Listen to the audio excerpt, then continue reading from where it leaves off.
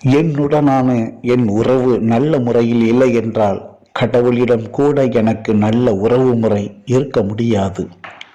சுவாமி விவேகானந்தர் கூறும்போது, கடவுள் நம்பிக்கை இல்லாதவன் நாத்திகன் அல்ல, என்னை பொறுத்தவரை தன்னை நம்பாதவனே நாத்திகன் என்று கூறுகிறார். கடவுளின் படைப்பான உங்கள் மேல் நம்பிக்கை இல்லாமல் உங்களை படைத்த அந்த கடவுள் மேல் மட்டும் நம்பிக்கை வைப்பதால் எந்த பயனும் இல்லை என்று நீங்கள் புரிந்து கொள்ள வேண்டும் என்பது மட்டுமே விவேகானந்தரின் விருப்பம். எதிர்பாராமல் நடந்தால் அதிர்ஷ்டம் எனவும், எதிர்பார்த்தது நடக்கவில்லை என்றால் விதி எனவும் கூற வைக்கிறது இந்த வாழ்க்கை. அதிர்ஷ்டம் இல்லாதவருக்கு இருக்கும் திறமையும், திறமை இல்லாதவருக்கு கிடைக்கும் அதிர்ஷ்டமும் பயன்படுவதில்லை. எதிர்பார்த்த போது கிடைக்காத எதுவும் அதன் பிறகு எத்தனை முறை கிடைத்தாலும் சந்தோஷம் கொடுப்பதில்லை.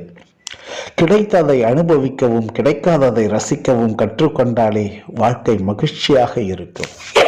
அனுபவங்கள் எங்கும் விற்கப்படுவதில்லை. அதை தேடி பிடித்து வாங்கி கற்றுக்கொள்வதற்கு அதுவே நம்மை தேடி வந்து கற்றுக் கொடுக்கும்.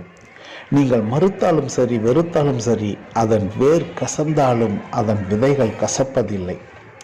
அனுபவம் பாறையை சிலையாக்கும், பாதையை சரியாக்கும். அனுபவமே மனிதனுக்கு சரியான பாடத்தை கற்றுக் கொடுக்கும் ஆசா.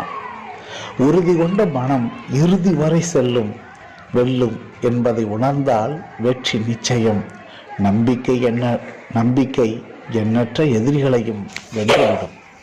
சாதிக்க வேண்டுமென்றால் அடுத்தவர் மீது நம்பிக்கை வைத்து ஏமாந்து போவதை விட உங்கள் மீது நம்பிக்கை வையுங்கள். அதுவே உங்களை ஏற்றத்திற்கு கொண்டு செல்லும். நீங்கள் நடப்பது போல் உங்களுடைய நிழல் கூட நடப்பதில்லை.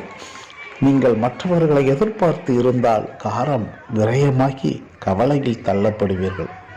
உங்கள் தைரியத்தையும் தன்னம்பிக்கையும் இழக்காமல் இருங்கள். உங்களை தேடி வெற்றி வந்து சேரும். நீங்களாக இருப்பதற்கு இந்த ஒரு வாய்ப்பு மட்டுமே, இந்த ஒரு வாழ்க்கை மட்டுமே உங்களுக்கு இருக்கிறது. மற்றவர்களை ஈர்க்க வேண்டும் என்பதற்காக வாழாமல் உண்மையான உள்ளுணர்வை வெளிப்படுத்தி வாழுங்கள்.